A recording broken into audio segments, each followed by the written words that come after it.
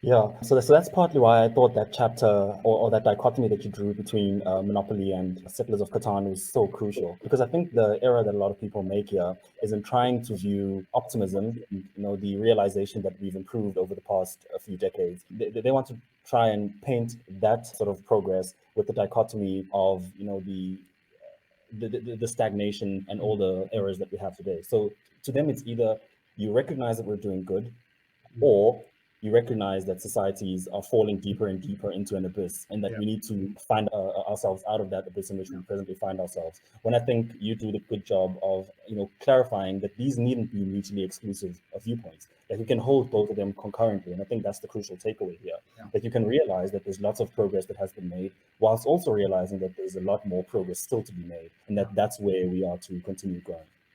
Yeah, I think that's perfectly reasonable. I think the another issue I would highlight is that I'm not saying by saying that there's been so much progress, that doesn't mean that the things in the past that we think are terrible things that happened was good, right? That's what also people are hearing, is the fact that I say the world has become so much more affluent.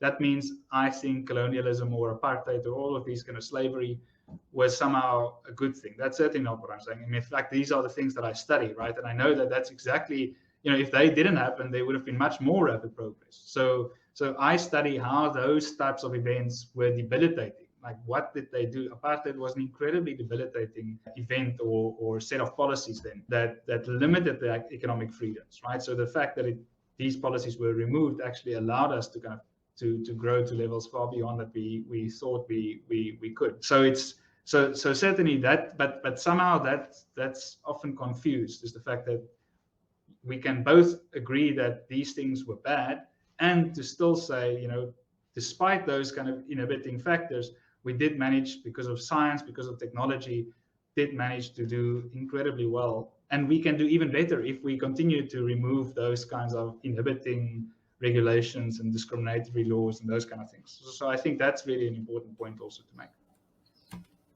Sure.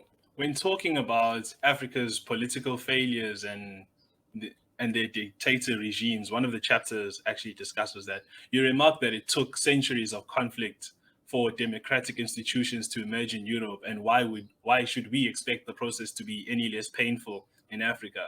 That stood out to me because I kept thinking, what if this is the process?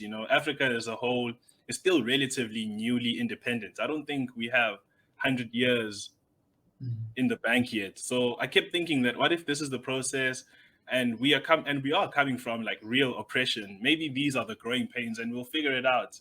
I mean, the fact that we are talking about it is actually a very, very good start. It's part of that eyes open optimism approach. Yeah. So, Prof. Fourie, I would Yeah. just like to ask about perhaps you can shed light on the relevance of the book to our people today. What Yeah. most can they gain from reading?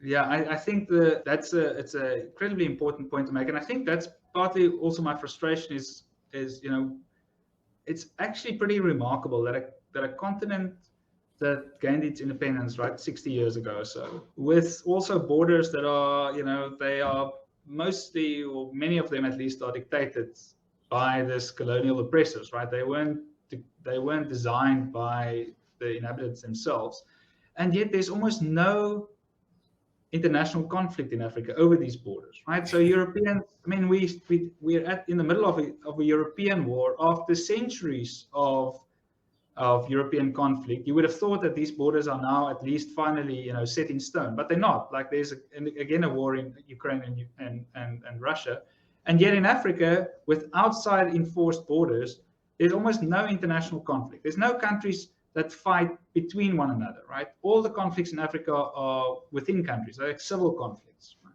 I think it's been such a hugely, hugely enjoyable conversation.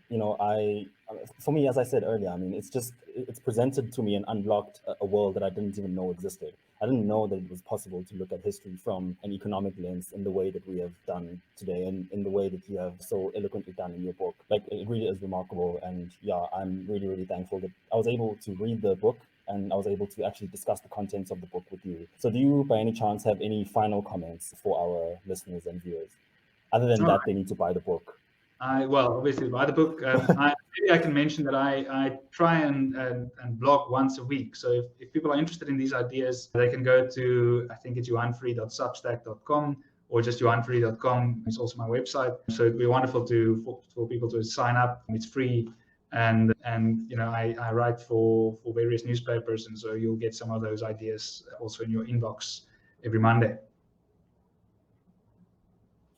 Sure thing. One final comment from my side. I just wanted to compliment the naming of the chapters.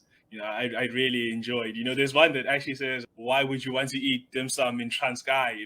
It's quite playful. I enjoy that for a book that's pretty much in the line of a textbook. You made it very interesting while still being informative at the same time. So I've got to commend you for that. I was accused of clickbait titles. That, I never thought of them as clickbait titles, but then when someone mentioned that they are clickbait titles, I realized that that's exactly what they are. So yeah, thanks. They are. I mean, there's another one that says, "Why should we cry for Argentina?" That's a play on words, and the song and the movie and Argentina. No, thanks also, Phila and Simo. That's really a great conversation. I really enjoyed it, and I hope that your listeners will enjoy it too. I actually have no doubt that they will. I mean, the kind of conversations that we've had in the past, I think the one conversation that was screaming out to be had was exactly this one. So yeah, I can't say anything other than that. We are extremely grateful. I mean, it really is quite remarkable, and yeah, long may it continue. As a final note to our listeners and viewers, get this book. We will also have links in our bio. Please remember to like, subscribe, comment, and share as much as you can. I mean, every time. And we'll catch you guys next time. Cheers.